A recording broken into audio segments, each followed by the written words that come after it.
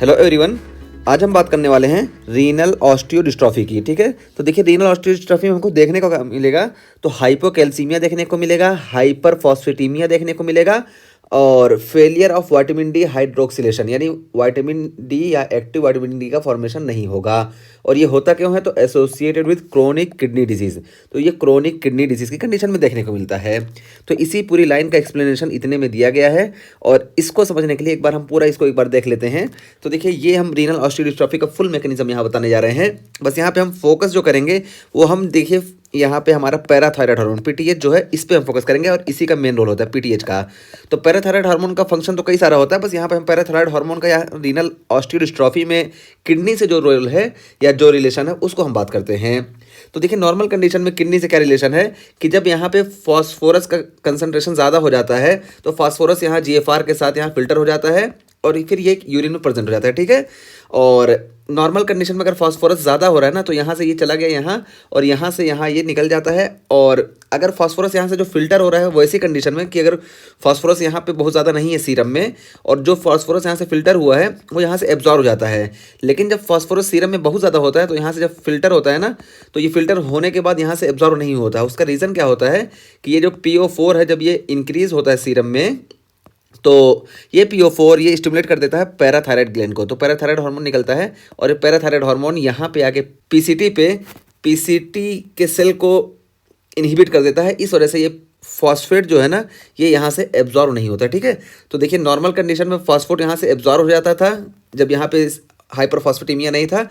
लेकिन जब हाइपरफॉस्फेटीमिया होगा तो पैराथायराइड हार्मोन के बढ़ने की वजह से हाइपरफॉस्फेटीमिया में पैराथायराइड हार्मोन बढ़ेगा और ये आके पीसीटी के सेल को इनहिबिट कर देगा, जिसकी वजह से यहाँ से फॉस्फोरस या फॉस्फेट PO4 ये एब्जॉर्ब नहीं होगा और ये निकल जाएगा। ठीक है, ये नॉर्मल मैकेनिज्म हुआ। और इस कंडीशन में और क्या होता है, तो देखिए पैराथायराइड हार्मोन यहाँ पे देखिए पीसीटी में अल्फा 1 हाइड्रोक्सिलेज एंजाइम प्रेजेंट होता है, इसको स्टिमुलेट करता है। और ये अल्फा 1 हाइड्रोक्सिलेज एंजाइम 25 हाइड्रोक्सी कॉलीकैल्सिफेरॉल को कन्वर्ट कर देता है 125 डाई हाइड्रोक्सी कॉलीकैल्सिफेरॉल में, यानी एक्टिव विटामिन डी का फॉर्मेशन करता है। तो ये एंजाइम एक्टिव विटामिन डी का फॉर्मेशन करता है और इसको स्टिमुलेट करने वाला पैराथायराइड हार्मोन होता है।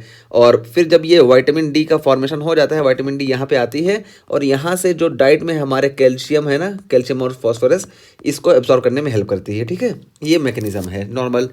अब रीनल ऑस्टियोडिस्ट्रॉफी कंडीशन में क्या होता है कि धीरे धीरे यहाँ पे देखिए क्रोनिक किडनी डिजीज की वजह से ये किडनी काम नहीं करती है, जिसकी वजह से GFR घट जाता है। और जब GFR कम हो जाता है तो उस वजह से PO4 जो है ये यानी फॉस्फेट हमारा जो है ये भी फिल्टर नहीं होगा। इस वजह से हमको हाइपरफॉस्फेटीमिया देखने को मिलेगा। और जब हाइपरफॉस्फेटीमिया देखने को मिलता है ना तो हाइपरफॉस्फेटीमिया की कंडीशन में क्या होगा कि ये पैराथायराइड हार्मोन सीक्रेट होने लगेगा, पैराथायराइड ग्लैंड स्टिमुलेट होगी और पैराथायराइड हार्मोन निकलने लगेगा। और ये पैराथायराइड हार्मोन अब क्या चाहेगा कि इसको स्टिमुलेट करे अल्फा 1 हाइड्रोक्सिलेज को, लेकिन ये क्रोनिक किडनी डिजीज की वजह से ये अल्फा 1 हाइड्रोक्सिलेज ये एग्जिस्ट ही नहीं करेगा।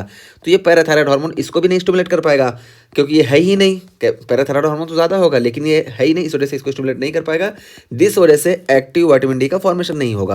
और जब एक्टिव विटामिन डी का फॉर्मेशन नहीं होगा तो यहाँ पे देखिए विटामिन डी जो यहाँ से एब्जॉर्ब होना था ये एब्जॉर्ब नहीं होगा। ठीक है, तो यहाँ पे हमने क्या बात किया कि देखिए फॉस्फेट निकलना था, ये नहीं निकला, इस वजह से फॉस्फेट बढ़ गया और अल्फा 1 हाइड्रोक्सिलेज प्रेजेंट ही नहीं है, इस वजह से पैराथायराइड हार्मोन इस पे वर्क नहीं कर पाएगा। और तीसरा चीज़ क्या है कि जब इस पे वर्क नहीं करेगा तो विटामिन डी का फॉर्मेशन नहीं होगा, जिस वजह से यहाँ से कैल्शियम एब्जॉर्ब नहीं होगा। तो देखिए हाइपरफॉस्फेटीमिया इस वजह से देखने को मिला कि यहाँ पे इसका सिक्रेशन नहीं हो रहा है और जो हल्का फुल्का यहाँ से निकल भी रहा है वो यहाँ पे पीसीटी वर्क नहीं करी प्रॉपर, इस वजह से ये यहाँ से एब्जॉर्ब हो जा रहा है। और दूसरा ये वर्क नहीं कर रहा है और तीसरा कैल्शियम एब्जॉर्ब नहीं हो रहा। तो इसी वजह से देखिए हाइपोकैल्सीमिया यहाँ पे इस वजह से देखने को मिला, हाइपरफॉस्फेटीमिया सबसे पहले हमको देखने को मिला और failure of vitamin D hydroxylation, तो विटामिन डी हाइड्रोक्सिलेशन नहीं होगा क्योंकि ये एंजाइम एग्जिस्ट ही नहीं करेगा। और क्रोनिक किडनी डिजीज में ऐसा देखने को मिलता है। तो मैकेनिज्म देखिए वही बताया गया कि सेकेंडरी हाइपर पैराथायराइडिज्म, तो इसमें सेकेंडरी हाइपर पैराथायराइडिज्म होगा क्योंकि यहाँ से जब फॉस्फेट यहाँ नहीं जाएगा तो ये फॉस्फेट यहाँ बढ़ेगा, जिस वजह से सेकेंडरी हाइपरपैराथायराइडिज्म देखने को मिलेगा। और ये टर्सरी हाइपरपैराथायराइडिज्म में भी कन्वर्ट हो सकता है। और क्यों? इफ सेकेंडरी पुअरली मैनेज, अगर सेकेंडरी हाइपरपैराथायराइडिज्म पुअरली मैनेज होगा तो ये टर्सरी हाइपरपैराथायराइडिज्म में कन्वर्ट हो जाएगा। और उस वजह से क्या होगा, देखिए हाई सीरम फॉस्फेट, तो ये जो सीरम है ना, ये high serum phosphate can bind with calcium, तो जो सीरम में हल्का फुल्का कैल्शियम है ना, इस कैल्शियम से ये हाई सीरम फॉस्फेट जो है बाइंड कर लेगा। और जब बाइंड कर लेगा तो ये टिश्यू में डिपोजिट होने लगेगा। तो यहाँ पे देखिए कैल्शियम जो हल्का फुल्का यहाँ सर्कुलेशन में था ये भी टिश्यू में डिपोजिट होने लगेगा। इस वजह से सीरम का कैल्शियम लो हो जाएगा।